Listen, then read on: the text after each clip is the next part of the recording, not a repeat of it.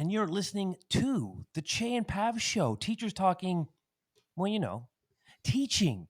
And we are really excited here today to have Angela Stockman, teacher, author, a whole bunch of other things, education. But um, we want to know that the emphasis here on our conversation, or Angela, what drew us to your content was writing, and middle school writing particularly, because Pav and I have spent most of our career in middle school, if not all of Mhm. our career in middle school.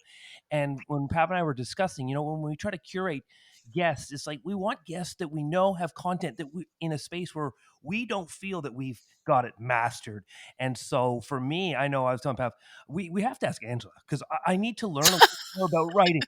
I need to better my program. So when we always think about how do we decide to bring guests in, it's always to the core teachers just wanting to improve their practice. And where can you reach out and have those valuable conversations? And of course, you can have them in the hallways with teachers, but also you can have them in these spaces here having podcasts. So welcome to the show. Please introduce yourself to the audience, but the audience is already going to know who you are. But then quickly along with that, a little bit of your educational journey and how did you get into the spaces that you're at, and feeling that this was the most valuable or perhaps important space to make a lasting impact on education, teaching, and learning. Thank you so much for having me here, both of you. Hopefully, what makes me a great guest is that I'm still kind of muddling through everything the way everyone else is. Um, my journey in education began at the elementary level, actually. I taught at that level for just a couple of years and then at the high school level for a couple of years. But even in my undergraduate training, the professors who took an interest in me and really nurtured and mentored me recognized that I loved being in the middle school. And I think it takes a certain kind of someone. Most people say you Yeah. either love it or you hate it, and I was someone who really loved middle level. Um, Learners at that level are still so creative and kind of willing to take risks and super engaged. And it is sort of like the full catastrophe of everything Yes. that you might find at the elementary level and hints of what's to come at the high school level. And I just absolutely loved it. So I'm glad that we share that particular that particular heart work because it certainly is, and I miss it a lot. So I taught. I was in the classroom for 12 years, teaching in a public school system that is directly across the street from the university that I teach in right Nice. now. And when I go for a walk each day down the hall, I can look across the street and wave to my friends, some of them who are still there. But what was really interesting was I had the opportunity in that capacity to not only teach English language arts, English class to seventh and eighth graders, but also um, to be able to start a writing workshop that was a dedicated writing workshop. It sat opposite when our students, I think, took health. And so I was really fortunate to get a whole lot of stones in my shoes in that experience. Mhm. And no matter how hard I workshopped, there were still so many writers who were presenting, and I use that word with intention, presenting as reluctant or resistant writers. And I was invited to become a regional staff developer for the Western New York region through a BOCES, which is sort of an intermediary between the New York State Department of Ed and our local school systems. And so I saw this as this exciting opportunity. I had worked with other staff developers from there who told me they got to work with these amazing experts in the field who would come in. And so I took all of those little stones in my shoes and the things I wasn't able to solve, the problems I wasn't able to solve in my own practice, and I realized that now I got to help people in 26 school districts try to solve them. So there was no escaping, right? Um, and that's been actually really, I think, the most important bit of engagement for me as an educator, because here I am 52 years old and I can tell you that I am still as engaged in my learning and work and problem solving, if actually more so than I was when I was a young teacher. And I think it's because I learned to stop taking things so personally, and just accept struggle as information, right? Mm. Here's some good information for you about how it's going. And learning that when we make problems solutions and when we can frame the problem as a potential solution, the problem is that they do not want to compose written words. Mhm. And instead, they would rather be messing with these Legos or video games. Well, maybe that problem could actually be the solution Right. to this writing issue. That was really a huge education for me. So I left the classroom after being there for about 12 years. I was a regional staff developer for about four. And in that work, I was visiting in our 26 component school districts. There were teachers in every single system that were just lit up about teaching writing, and they Mhm. were lonely. And this was before Twitter and Facebook and all of these social networks were really comfortable places for everyone to hang out. And I wanted to start a writing studio where I could create a professional learning community that was comprised of both K-12 kids and their teachers. And Mhm. all of us would be learners in that space. And so that's kind of where all of the ideas that I share with you were born, and that I created this writing community. It's a little one that exists outside of the public school system. Teachers come for free, but they Mhm. have to do action research while they're there. They have to be willing to give it back to the field. They have to be willing to kind of disseminate the expertise that they gain there, and when they go back to their classrooms too. So I'm fortunate to work in that space. I also work long term in a handful of districts as well, and get to conduct a lot of really great research in some of them too. Not all of them, but some of them. And then people read my books, and they reach out to me and share back all of these great stories and bits of documentation and their reflections around it, and it's really helped me learn a great deal. I'm an instructional designer at Damon College, or Damon University now. We just became a university, and so in that role, I'm responsible for overseeing our quality matters process and ensuring quality in online learning. I also get to teach in our education department. I'm teaching assessment methods, advanced composition, sociolinguistics, and adolescent literacy. So I'm busy, but I was just telling Peter Schilke, who is my the coordinator of instructional design. He's my boss, and I was telling him just the other day in our one-on-one that it took 3 years of this pandemic craziness and all of this disruption in my professional life. But I feel like all of the different hats that I wear hang in the same closet now when I go to bed every night. Yeah. And the learning and the work that I do in each corridor of my professional life, it informs all the others, and people are connecting from all of these different circles now too, and I just love it. So that's a little bit of where I'm coming from. Wow, that's a lot. You are a very busy person, so I I am am, but I love it. very grateful that you took out a little bit of time to talk to us today. Yeah. But there's so much great stuff, and I can't believe that I've already started taking notes from your introduction and things that you were talking about, and the learning together piece I think is so important. Yeah. And Buffalo's not that far away, so can Chey and I sign up for your writers You workshop? absolutely can. And we have wonderful people that come. We're meeting during the week of July 10th this year. I'll reach out to you separately, but you are Amazing. welcome to drop in and see what we do there. It's a That little would be space, but it is my heart. I love that it. would be really awesome. So thank you for that. Pav, Uh, sorry, can I cut you off? of Only course. because I see your notes and I Yeah. see my notes, and it's almost like a race of notes. But when you were talking about that writer's workshop, I said that's a great question because I've jotted down here in my 21 years of teaching and lots of PD and lots of personal growth. I go, how many times have I had a direct course or direct guidance on how I could better my writing Yeah. program? And I think of as a teacher, I've got my reading specialist, I have my adolescent reading specialist, and I think I used reading specialist to sort of it filtered into me my realization that I was so advanced, not advanced, or so I would say I felt good about my reading program, and I said it Yeah. was impacting my writing program. Sort of like it trickled down. I said my writing program's so stale. So when you were said let's sign up for this course, I'm like yes, let's. And Yeah.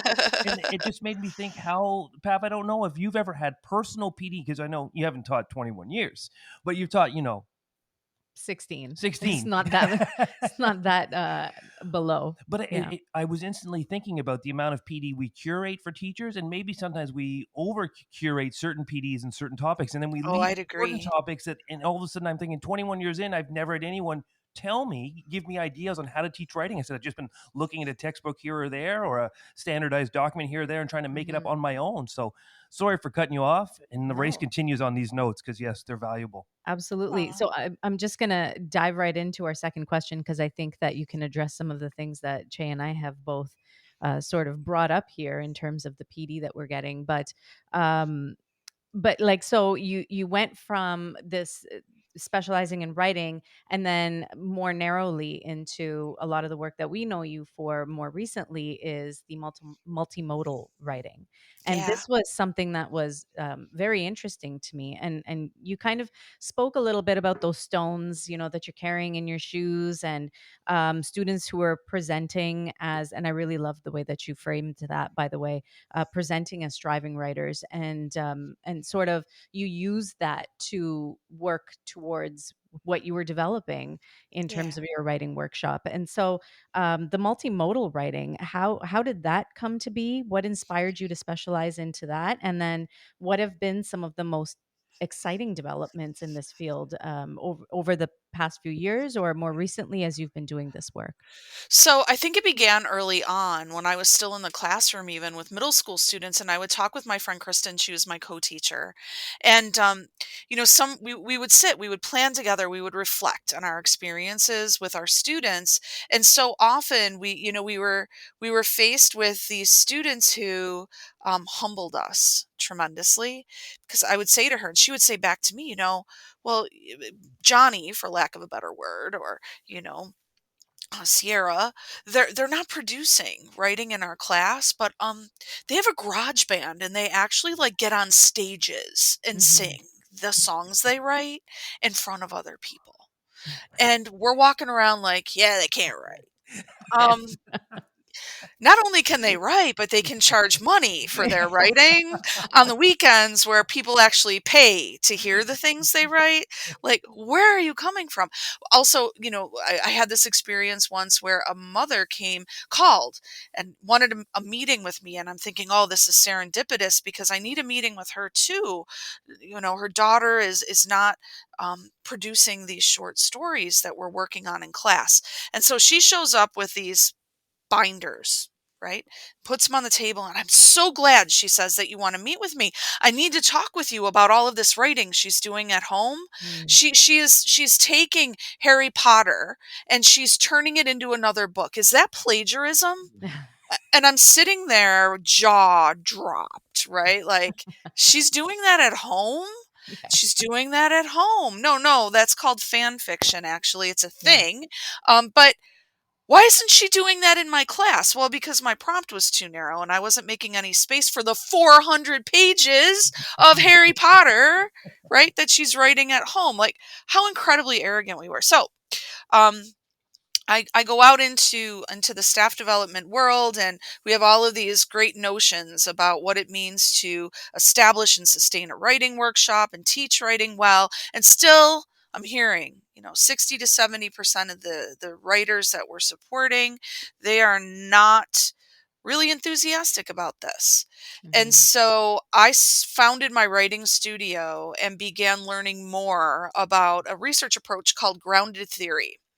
Grounded theory is different from traditional research in that you ground your theories in the lived learning experiences of the people you hope to serve. Okay. You are not supposed to turn to the literature of the field first. You're not supposed to go, oh, here's this, set of best practices and all of these books behind me.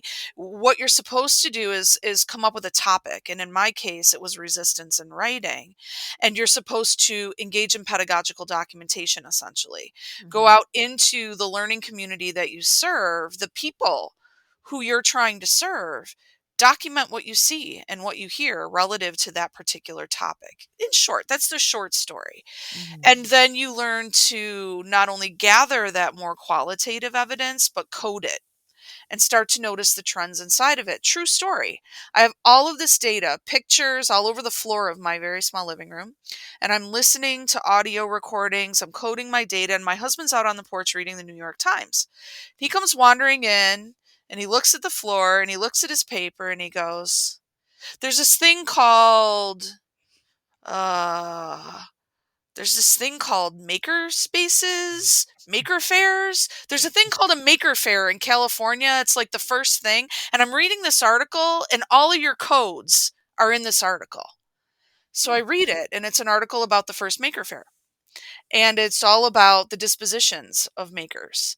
And this is what's coming up in all of my data that I'm gathering. And so the journey really began there with that first action research project. And what sort of came out of it was all of these kids that are telling me they don't like to write, 100% of them, it's a very small study. It's anecdotal. It's my stuff. It's anecdotal. It's probably bad, but I'm noticing that most of them are defining as makers. And I start Mhm. blogging about this a little bit and putting it on social media, and I'm encouraged to publish around it. And I say why I am terrified to publish these ideas, because it flies in the face of a lot of what I learned about how to Mhm. teach writing well. And a lot of the big dogs out there may not necessarily align with what I'm saying. And I don't want to be disrespectful. I don't want to be some sort of naive kid coming out of nowhere and saying, hey, look over here. There's this whole other thing. So I published Make Writing, my first little book, and I'm very clear in that book that these are highly experimental ideas, and I may not know what I'm talking about. Have Mhm. at it, world. And the world had at it, and everyone started sharing back, a lot of Canadian teachers, especially. I tried this in my classroom. This is what I'm noticing. I did it differently than you, Angela, but here's some photo, here's some video. Let's talk about this. And second round of research ensued, where the ideas of other people were included now too. People who were testing the ideas that I shared in Make Writing in their own classrooms. And that second round of research, we knew we were onto something with this whole notion of defining writing, at least the process, as something more than the use of written words. I Mhm. ended up being invited to Scarsdale, New York on a Saturday, where I worked with teachers, and on a break, Lorella, my friend Lorella, comes running up to me, and she has the book in her hands. I've never met her before. And she says, this is Reggio inspired work. And I Mm. was stunned that she knew that, because no one in my small world was Reggio inspired. And here is a human being in the flesh who understood this. I, through Lorella, was able to make several study tours to Reggio Emilia, Italy, and that was where we first started. I did, understanding that there were cultural connections here, that Mm. this use of loose parts play in the during the writing process that so many of my students seem to be interested in. There were really cultural implications. So the third round of my research took me back to the literature, not of my field, but I started kind of digging into our racial and social and cultural and political history here in the West. Started understanding and studying, how writing came to be, the proliferation of print, and what happened when schools were created in the West, and how writing was defined, and who got to define it. Who got to define what writing was, and who got to design schools, and who were they designing them for? And this just sort of blew it all open. Yeah. And that was when, and through especially the work of people like Shauna Coppola and Jason Palmieri, I learned a lot more. A lot of my work focuses on making the process of writing multimodal, but multimodal composition really began um, to take root inside of my work in the writing studios that I ran. My own daughter, when she was 16 years old, nearly left my writing studio because written words were not necessarily, her chosen mode of expression all the time. She really wanted to work with paint, and she wanted to work with her camera and photography. And I wasn't fully understanding what was going on yet, but I was willing to follow. Right. And that's what's so exciting. So when you're asking, what Mhm. are the developments now and what's exciting now? What's exciting right here, right now is that technology is so accessible to learners, right? And to writers. They're able to document richly multimodal processes. They can Mhm. document their process work. They can use evidence from their photos and from things they audio record and video record. And it doesn't even have to be perfect. That's what's exciting about right now. Process work can be documented using technology, and teachers have so much opportunity to learn how to become better teachers of writing, not by listening to me. I don't have much to tell you, really. I'll share my ideas, but invite your students to document their learning, to document their process. Offer invitations, let them use whatever materials they want to represent their ideas. Build me a story. Here's a story structure, build it with whatever materials you want. Use your camera, use Play Doh, use Lego, code it, use Scratch, whatever it is, whatever modes of expression are accessible to you and allow you to represent your ideas as they're taking shape. Document that. That's what's so exciting. The answers that we seek are in that work, not in my book. Follow your students. Give them invitations, invite them into multimodal processes, and then understand that once we leave the world of academia, print is not king. Writing is, what are we doing here tonight? Am I writing Yeah. you a dissertation? Yeah. I am not. We are making a multimodal composition together, right? And so understanding that there are plenty of writers who are going to struggle with the production of written words. They still have a beautiful future ahead of them. If we can focus less on the struggle to produce written words and more on the opportunities inherent in multimodal expression and all of the ways in which we have the ability to create things for audiences now, and consumers using writing skills that have nothing to do with the production of print. My daughter Laura is a storyteller for a living. She is thriving, right? And she lives in Brooklyn. Her and her boyfriend Zach are both in the design industry and they do amazing work. They are all about telling stories multimodally. They do not use written words to do it. And when I think about it, and I think if we did an investigation, and I say this all the time, um, the most influential people inside of every field. And when I say influential, I mean the stuff you do impacts other people. The ripple effect goes wide. The most influential people in every field are the ones who can transpose written words into some multimodal form. I don't care if you're a doctor, you're a business person, you're a teacher, it's the people who are really comfortable with multimodal expression. Their ideas are the ones that get shared, that go far, that go fast. And so all of that is terribly exciting. I feel like it has the potential, and it already does, democratize our experiences as human beings. And those people, it used to be said 20 years ago, one of my greatest mentors said that writing was liberation. And it is the ability to, back then, kids need to know how to write if they are going to be free in this society, if they're going to be able to seek agency, they need to know how to produce written words. I feel multimodal composition elevates people even further who may not necessarily be comfortable with that particular mode, and that's exciting. That is such a good response, Angela. I can't even ask you question 3 because I've taken so many notes. It's all over Oh, my you're my sweet. sheet of paper. I had so many points that I connected with, and then I thought about my own teaching. You talked a little bit about sort of data from afar, academia data, and it reminded me of a quote actually a mentor teacher of mine said earlier before. They said, they design airplane seats for the average person, but no one actually fits the average chair because you have to be mindful. And I connected to your talking about g- learning from your students. That's the authentic data. So having these baseline averages, of course, they put you in a place to be looking for certain things, but ultimately they don't necessarily support those right in front of you. So I made that connection there. And then Pav, I told you this story earlier when I was doing some of my writing at the beginning of the year, and I had a hesitant student, and then they just briefly shared with me, I want to print my book. I said, oh, we'll help you make a book. And she said, no, I've got one. I've got a book of poetry. It's just sitting waiting. I said, okay, so we're building on this. And it reminded me of that component where Yeah. she didn't feel that the poetry was writing.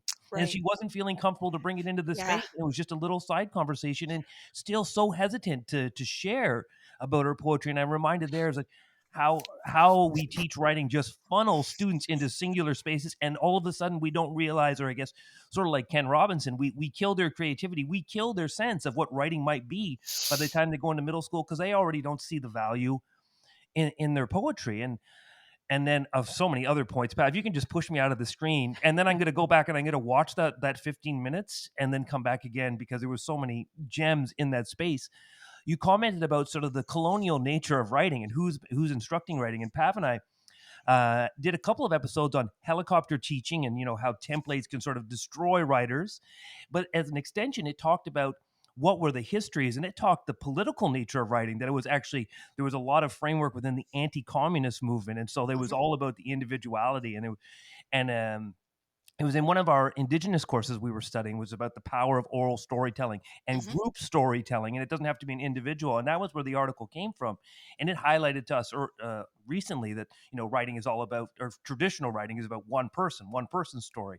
And so as you talked about that, when you dive into other cultures, they don't frame their writing and their storytelling solely around Right. one particular person. And so all those things. Even story structure is different in other cultures. That's right. We really elevate monomyth in the West, right? The hero's journey, and that's not necessarily how stories are designed in other Hmm. cultures. And I think that that's important to know. To your point, though, as well, and sort of like maybe pushing back a tiny bit, I think it's also really important to understand that there are writers for whom the framework is going to work. The Hmm. graphic Mhm. organizer, the template. My daughter Nina is the polar opposite of her sister Laura, who I mentioned before. And I think what all of this really calls us to do is to understand that there are cultural differences, that there are differences based on the experiences that we've had and the schema that we bring, right, to a writing experience.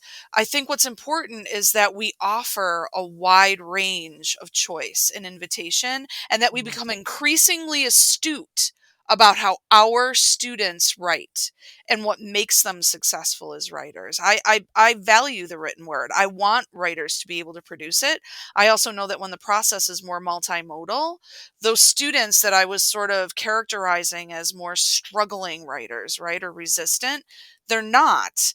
I'm the one with the problem because I Right. didn't open and invite a process or allow a process that was just a little bit different.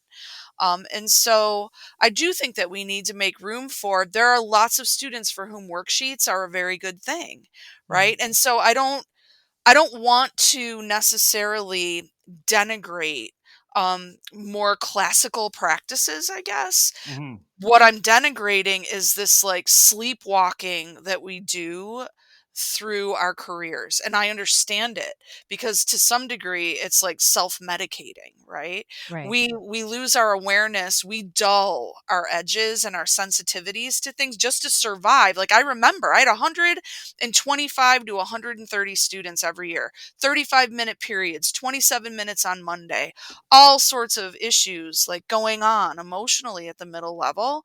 I literally remember deciding to numb out in the classroom so Yeah. that I could get through it, so I could get this done. So That's I right. think like what I'm wondering is how do we how do we become more present without being traumatized, right? Like, Mhm. and I'm saying that in all seriousness, with what a lot of teachers are dealing with in the classroom right now, because when we numb out in order to survive what's challenging, we're also losing our ability to stay present long enough to notice what is totally unexpected about what students are doing, and to discover things that could become solutions, and Yeah. that can also keep us really engaged in our work. That's what's challenging for me. Yeah, and sorry to jump in, Shay, because I'm gonna skip ahead a little bit because you mentioned something so important there. Like, how do we be sensitive enough to firstly recognize what students are able to produce in the classroom in terms of multimodal composition or multimodal processes, and then so as a teacher, as a classroom teacher, how am I then to even provide astute feedback for all of the multiple ways that students are creating their Yeah, content or their the things that they are making? right. And so I had to skip over your question, Shay, because I felt like this is an important place to throw that in there and Sure. discuss it because it's sort of there in the question itself, like or in your response.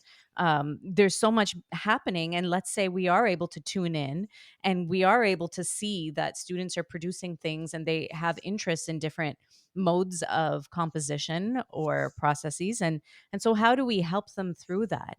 as they're Right. working. So, the long story, which doesn't get told here, is that there's a particular way to approach curriculum design that can make all of this much more manageable than the Mhm. places that I came from as a writing teacher and a writing workshop teacher. But the podcast friendly response would be this: there are design concepts that scale. There are concepts around design that are just as relevant to, let's say, the creation of an infographic or a comic as they are to maybe creating a really beautiful photo or a portrait or an illustration, as well as things like podcasts, right? Some of those design concepts, they come up in all of these different contexts. It doesn't matter what the mode of expression is. There are things like, for instance, I can talk about in terms of proximity. Proximity is a design concept that shows up in a lot of different types of Mhm. multimodal forms. So if I have frames that I can rely on, that I've been intentional about kind of creating or curating, how do we talk about proximity? What are some bits of feedback that I might offer to a writer around things like proximity, hue, size, color, shadow, light, all of these different sorts of concepts that really do matter in a lot of font in a lot of different Right. contexts. I feel that when I was just teaching writing in a classical way, I struggled with feedback then until I learned about a little something called the Six Traits of Writing, and they had all sorts of resources Mhm. where, there's this book. It's this tiny little book about 100 traits based comments. It Yeah. saved my life, Yeah. right? Because now I know what to say. So, one of the things that was so rewarding about writing my book, my last books, were that I was able to create some of those feedback frames.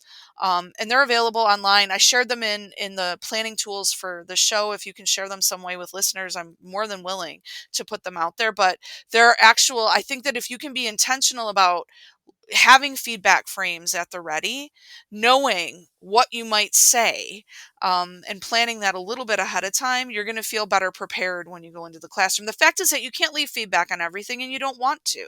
You want to be really intentional about aligning your feedback with what you're teaching around. Because when your teaching points or intentions align to what your lesson is, align to what your feedback is, and the work that learners are doing in that moment, then you usually see some sort of they gain traction. But I was a good one for, I'm going to teach a lesson on how to write a thesis statement. Then you're going to work on the essay as a whole, right? Go ahead and write long, fill out your whole graphic organizer, which has nothing to do with what I just taught you about thesis statement. And now I'll Mhm. walk the room and give you some feedback on your sentence structure, which I taught you nothing Right. about today. That alignment, right? From Yeah. the beginning to the end of a lesson, I find that, and I know a lot of people might yell at me about that, but I find that that is a really beautiful way to gain traction with writers and makers too. Go ahead, Oh, Jay. thanks, Bev. That was a really good jump. I had it in my notes too. We don't need that question. I love that component of feedback because I could probably we had Tom Schimmer on recently, and he really helped me focus on making sure your feedback is purposeful. It gives Yeah. amount of time. So we often rush to the end and give feedback, as Tom was just stressing to us and Pav, not necessarily to you. I'll state for me, just the reminder that I was just end loading too much feedback and then not giving time to respond to it. So Mhm. the student was just lost or consumed by the grade. And if I wasn't going to honor feedback by providing time to act intentionally on that feedback, then it was just performance more than anything. So I'm really glad we talked about that in regards to writing. And the alignment piece, I Yeah, think that's very key, because we have a very innate tendency to see something that the students are doing incorrectly, and want to provide the feedback on it right away, despite the fact that we didn't intentionally teach it. And Right. so I think that's a really key point to keep in the back of our minds as well. no, Sorry no, for that that's good. interruption. I wanted to come back also to the black line master style of teaching writing because Angela, you brought that back to really important that for some writers that's the wheelhouse. Yeah. and they thrive in that space. And I was reminded of, Pav, it's sort of been a writing project, because as I always joke, every student comes in every year and they're always asked, write a biography about yourself. So I, the teacher, get to know all about you. I've tried to modify that in many different ways. And one of the writing tasks I've done is try to tell your story through lyrics of music. And Yeah, that's beautiful. so it's actually an extension of Noah Daniel, who had her P3 podcast. Yeah, I was on that and I So, loved it. yeah, That was so much yeah. fun. So I reached out to her and said, I'm going to modify this a little bit, because I was working in the writing space. And so they were going through their songs and they're picking their lyrics, and then they were connecting to feeling, which connected to an event. And then how did that tell your story? And I remember that when I did it earlier on and I didn't have as much scaffolding, I was getting lots of randomness and some brilliance, but then a lot of students just lost in not enough detail. And sort of I got sort of two components. Is sometimes I think I think of like podcasting, Pav, you and I really are sort of a pillar of honoring podcasting space and oral communication. And sometimes when we just share that, we almost dishonor the value of that, or we get caught thinking we're chasing other teachers in these sort of very fancy ways of demonstrating learning, and we lose some of these cores that are actually Yeah. solid teaching that no one wants to talk about, because like where's my growth, or I don't get to show off with this. But I'm really glad you brought that back to that space to say that black line master, that scaffolding a type of providing access for writing is really important for folks. And I remembered that writing task is that the greatest performance students that were so proud of their work, but we really did model it and scaffold it and watch me write paragraphs and draw that and go into their music. So Yeah. I'm really glad you brought that back, that those are critical components to writing and not to be forgotten just because Yeah. one student is a great podcaster, and then we only celebrate that story and we don't celebrate all of those stories. Right. And I think that in my own work, I'm noticing that learners need a lot more support right now with things like sentence structure and Mhm. syntax and Mhm. spelling and punctuation and mechanics. And as a young teacher, I was sort of led to believe, perhaps I misunderstood, that we were supposed to wait until the piece was crafted to give them that feedback. And it just felt like it was such a heavy lift at that Yeah. point. So now, like, if we work with structure and I have you just tinker with one small piece of the thing that you're creating, and I notice where you could use some support with mechanics or conventions of any kind, at the end of this week, after you have that one tiny piece crafted, let me teach you a few things about how you can make that tiny bit better. And that's kind of how I work with this, is let's bit by bit design into this, write into this, and bit by bit, let's work with spelling, punctuation, mechanics, conventions in small doses in a way that Mhm. you can actually, absorb it, and Yeah. apply it and use it. That's been a game changer for me as well. And even thinking back to the science of reading, it's intervention should not be something that's considered as, oh, there's a problem that we need to fix. Right. Right? Like intervention is essentially that we see a space for us to provide that teachable moment, and Right. we're pause right there, and we're going to address it right away. And so I'm thinking about, just today I was doing a lesson, and there were two words that came up. We were talking about dystopian stories, and so we took the word dystopia, and we broke it apart. We talked about the prefix, we talked about the root word, we talked about that whole aspect, and we were able to figure out what the word means without having Yeah. to look it up. And then we talked about compound words. I had them do a sketch note, and so I said, what kind of a word is a sketch note? Nobody knew. Oh, let's talk about compound words. And so we talked about these things, and that's a very mini, it was a 5-minute lesson, and that's intervention, but there was no like drastic need for that. It was a Right. moment where we thought, okay, this is a good We space can to have intervene this here. talk, we can Yeah. intervene. Yeah. And so I just thought I would add that in reading and writing, those are little moments that we can take up to be able to have those conversations and have that instruction. Right. Che, your next question, I think you've got it loaded up. I do have it loaded up. There's so many. I know we won't get to all of them, but Yeah. I figured this will be one that I'm going to lift to the top because in today's modern age, technology and AI technology is in every second tweet, every second social media component. And Pat, you and I have tinkered and played with it. One, positioning ourselves as teachers. How can I use it as teachers? But then also positioning ourselves as students. How can this be supportive to my literacy journey, my writing journey? And so I actually made a TikTok, and not my comfort space, Pav, that's Oh, yours. please. But but I was positioning myself. I'm a struggling writer, but I'm not a struggling student. I mean, I have ideas, I have passions. And so I took a Google Doc and I did a voice to text and I created just a passage. But of course, in speaking, the grammar certainly wasn't very sharp, but lots of repetition, a little bit of jumbling of ideas. Said, okay, so if I had this piece, one, I could argue that's enough. But let's say I wanted to turn this into a blog or a piece of writing. How could I use sort of assistive, if I want to call it assistive technology, to support? And so I took my little voice note that I'd made and which turned into text.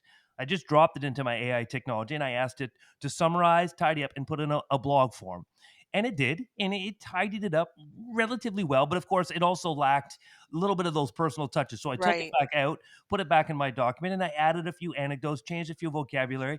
And I thought to myself, as a student, maybe if I wasn't seeing myself as a writer, some of the foundations of being a writer I can see because I know I have the insights, I knew I had the ideas, I knew I had the passion. It just did it. I struggled from there to get it into paper, and so I used the AI technology to just say, "Oh, I can see how my thoughts and my ideas could Yes. manifest this way." So I was telling Right. Pav, I said, rather than being afraid that students will just get chat GTP to write all their content for them, it could actually be used as a way of supporting their content in just one Right. little small example. But in the bigger picture, how do you see technology and AI technology impacting learning spaces, impacting learners? Well, I think they have. I think they have been to some degree, even in ways that we don't recognize, right? It starts to become kind of ubiquitous. And so I think it's possible that things have been there for some time. I will tell you that most of my students who are supposed to know all about this and be cheating, they're not aware of it. And when I Mhm. bring it up in my methods classes, in my reading class last week, even my own daughter who's 22 years old, they're like, "What? What are you What? talking Yeah. about?" Yeah. And most of them are so busy kind of getting through their work, right? And sinking through into their learning that they're not paying attention to those sorts of things yet. Some of them might be, but my own daughter made this one point, and I'll lead with it before I answer your question. When everything kind of hit the fan on my campus a couple right before the Christmas holiday, everyone was sort of starting to lose their mind over this everywhere, and in my world too. My daughter, when I was talking about it over dinner, kind of put her fork down and looked at me, and she said, "You do know there are a lot of us that still want to know how to do this stuff." And it's sort of like condescending to assume that all of us are just going to cheat in droves. Like it's going to be huge volumes of us. She's like, Yeah. it's probably going to be the same percentage of people that did. And it's going to be the people who are really panicked, right? That they're not going to do well or they're not going to have the greatest ideas. And it was just something I think that gave me a lot of pause to listen to her talk. But I will say this. Um, I firmly believe that when we are documenting the process and when we invite learners to use multimodal tools, audio, visual, like photographs, video, um, to share their works in progress and to document their learning journeys, we're going to start valuing process over product. So much of their metacognitive work is going to be done inside of the process. It's going to be reflected inside of the process. The product is just going to be exactly that, the product of a really deeply rewarding learning process. And Mhm. even if students are struggling and even if it's messy, what we're going to be able to assess about learners and learning is so much richer when we rely on multimodal tools and multimedia tools. Mhm. I really believe that AI is going to maybe land in a bunch of different places depending on who people are, right? I think that there are people who are going to help students understand ethical use because they're going to be afraid that they're going to use it unethically, which I think is important. I also think that there are people who are going to be grown. by this, right? I know for myself, I teach how to design lesson plans, how to design objectives. I do this in my work as an instructional designer with other faculty on our campus who are designing online courses for the first time, and many of them are content area specialists, subject matter experts who really don't have a background in education. And AI tools are going to help them be able to construct objectives that are going to lead to better learning outcomes for our students. AI tools are going to help them create a level of alignment between those objectives, their learning activities, that's going to create better learning outcomes for our students. I'm Hmm. excited about that. I teach a fully asynchronous course, advanced composition, inside of our hybrid liberal arts program at Damon University. All of my students are Hasidic women. Some of them are newcomers to the country. Many of them are not comfortable writing 12-page papers using APA 7 formatting, and AI tools are helping them learn how to paraphrase. Right. And inviting them to use AI. The AI tool that we use is called Packback. It's helping them, and we use paraphrasing tools too, toggle it a few different ways and notice how you can paraphrase in a few different ways. And it's giving them a utility with the language that I think is really powerful. There's a lot for me to think about here personally as an instructor, but in short, I really just think that um, it's going to require me to level up my own game, my instructional design game, Hmm. and how I'm creating learning opportunities for students. And I'm really going to have to ask myself, where's the learning in Right. Mm. this opportunity, and how is it happening? And to not rush to judgment around it a little bit. Yeah, that's a great answer. Thinking back to my journey with Chat GPT or AI technologies and chatbots and all of that, I wasn't as I mean, Che was like on it right away. But Che has always had like this sort of insecurity with his writing. And it was immediately a tool, not to, air out all your dirty We'll laundry edit here. this out later. No, but No, But you're that's but what right. Grammarly is. Everyone that's uses right. Grammarly. Anyone who isn't using Grammarly at this point, even when they're sending an email, like Yeah. these are things I taught my students to do long ago. That's right. And students, when I would introduce Grammarly to them and say, "Hey, you can install it on your Chromebooks." And they would be like, "Isn't that cheating?" Of course not. Why No. is it cheating? And it's very much the same conversations that we're having with students right now as they're starting their podcasting units, and one of those topics is artificial intelligence Yeah. potentially helpful for students. Sorry, One go of the ahead. things that I think a shift that I'm constantly reminding myself to make in my own head is this. We keep thinking about things like ChatGPT and other AI tools in terms of how they will diminish the learning experience. Like I want the student to do it independently. Mhm. What I'm thinking about is it's much better to have Grammarly installed so that you don't write an email that ends up offending someone and Mhm. doing harm, right? I would Mhm. rather we use ChatGPT to learn how to write measurable learning outcomes and test the alignment between our lesson planning and those outcomes so that our students are not harmed by what we're about to do in the classroom. So there's one way of thinking about it is, well, they should be able to do this independently, right? Yeah. Another way to think about it is, well, they're not.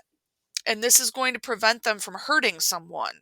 Mhm. Not all the time. People are going to do really horrible things with Yeah. AI, right? And they're going to I'm Yeah. going to have students that cheat with it. If I don't design for, to control for that, right? Right. Um, but also, there's a lot of potential to do good here, Yeah. and to prevent harm. And I think that that's a legitimate way to at least think about it some of the time. Yeah. Uh, Indeed. I think those are great answers. I know I was sort of tongue in cheek making fun of Pav because it's well documented in our podcast journey that one of the reasons that I've always enjoyed podcasting is that I couldn't write, and it was so But poor clearly with you can. Yeah, I've been like I, telling you that since the day I met you, that This is you're a all great writing. writer. Yeah. yes, And I would share the one little story is when which helped me as a teacher because my handwriting's atrocious, but my handwriting's atrocious not because it's atrocious. It was my coping mechanism as a child that if my handwriting was messy, that was a far less sin than not being able to write. And so my handwriting's atrocious because I couldn't spell words even remotely closely, but I could make the waves and the curls look like it was somewhat close to the room. So as a teacher, it made me very aware how traumatizing, maybe it's too strong a word, but maybe not, how that can be when you're negotiating and trying to learn from your students. Because I realized that to hide my writing, I went to such stakes, such ends to hide my inability to write. And I have become comfortable, and you're both are right. I write in many different spaces, but sort of maybe I'm trapped in that colonial norm myself, where maybe as much as I preach to break the hierarchies of, writing, what we use to gauge our writing, maybe I'm still a part of me holds on to that, and maybe I wish I was comfortable enough to write in front of someone, but I would never write in front of somebody. But I would always send every message or every email before Grammarly to Pav, and I'd say, Pav, just go over this for me one time. Just take a look at this. And then I know you got a little upset when I started to tweet without you. Yeah, I was like, Aw. you tweeted without me editing your tweet? I'm a little sad. I was Yeah, replaced. but the writers have always done this, though. Yeah. Writers have Mm, always sought feedback. Writers have Yeah. always asked for perspectives and for someone to look over their work because writing is hard stuff. What you Mm. speak to, though, around the pain of that when you were a child, it's why I advocate so hard for teaching learners about structure. Let's investigate what makes a story, what makes an argument, but then to have them build it or draw it, and especially speak it. Tell me in general, and to do that in front of their peers in a Mhm. classroom, because I cannot tell you how often I have watched a child gain status as a writer inside of my studio or a classroom I'm working in because they stand up and share their story orally, and it's blowing everyone else's story out of the water. Yeah. And if I would have made that person pick up a pencil or a pen or rush to a keyboard, they would have hesitated over it. They would have suffered in shame. They would have done all sorts of game playing to try to get out of the writing. And then if I asked them at any point to share their writing in the room, this child would have hidden. At Yeah. no point would other kids in the room have seen this particular child as a writer. And so this piece around orality and the piece around building our stories, drawing our stories, acting them out, and especially sharing them multimodally in the classroom, not stand up and read the story that you wrote today and we're all gonna that I just worry how many we lose when we do that. And have lost Yep. mm. in the process. And that's Yeah. part of the reason It's just an why. unintended consequence of Yeah. trying to do something beautiful, but Yeah. not really understanding, um, and not being able to see what's under the surface of that with so many young writers who are do not have confidence, right, in their writing. Absolutely. I feel like there have been several mic drop moments in this the past 50 minutes that we've been talking right now that I just feel like I need to go back, re-listen and reflect on this entire episode because you've given us so much.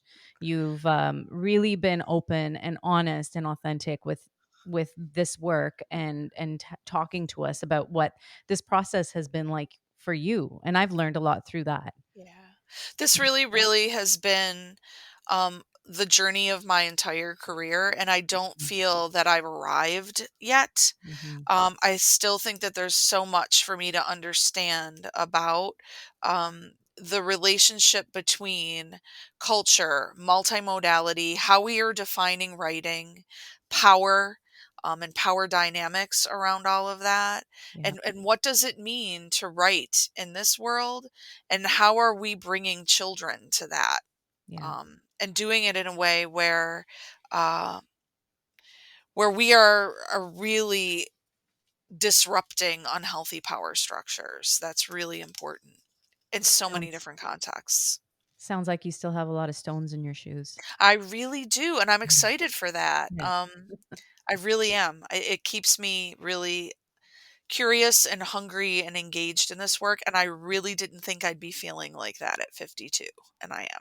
That's amazing. We're so happy Yeah. for your journey and we're so happy that you took some time out to Oh, share it with us today. it was such a privilege. Thanks for having me. Yes, Angela, thank you so much. And just to Pav and your point there at the end is I connected with that because Pav, you and I have sort of talked a lot about this, that our podcast journey has made us more engaged teachers towards the end of our careers than we were at the Yeah. beginning. Yeah. And when we share with our principals and our administrators, like what's been the power of podcasting as a teacher is the reinvigoration to talk to great people like yourself that just provide PD for us that as a teacher Yes. we wouldn't have. And then you get such validation. And then, Pav, you said this brilliantly in a tweet.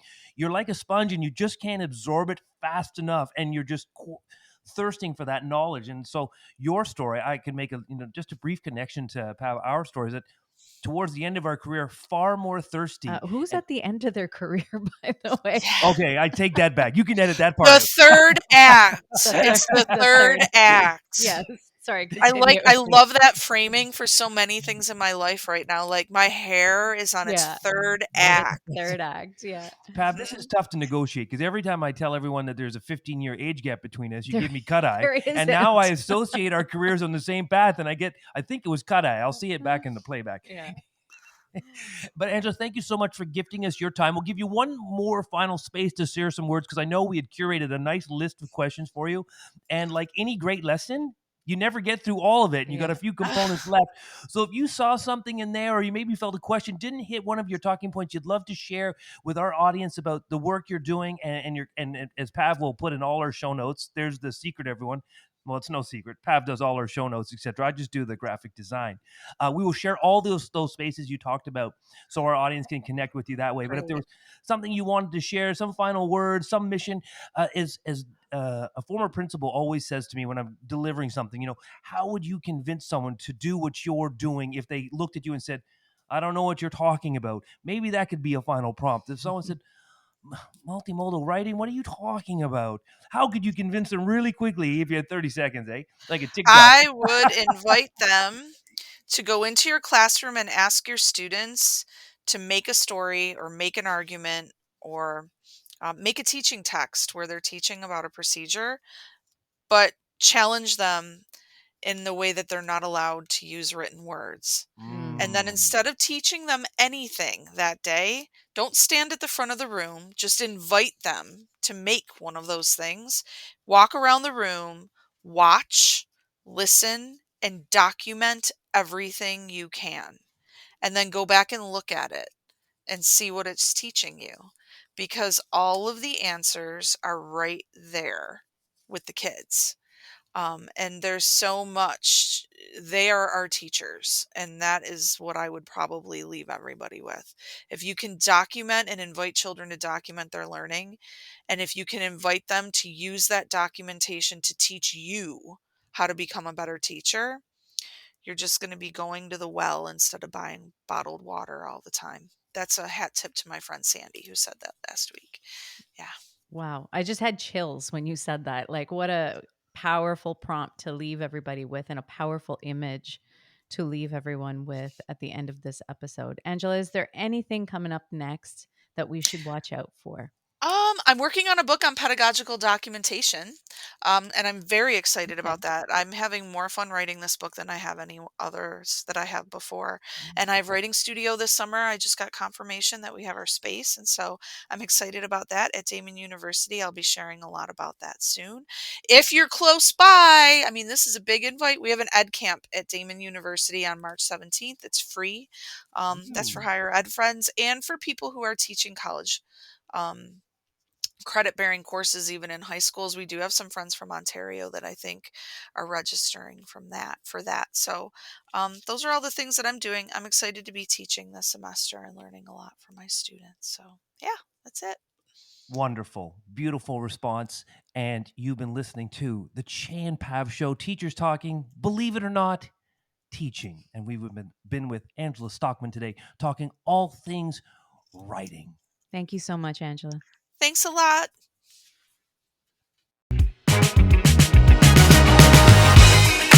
And you're listening to the Chey and Pav Show.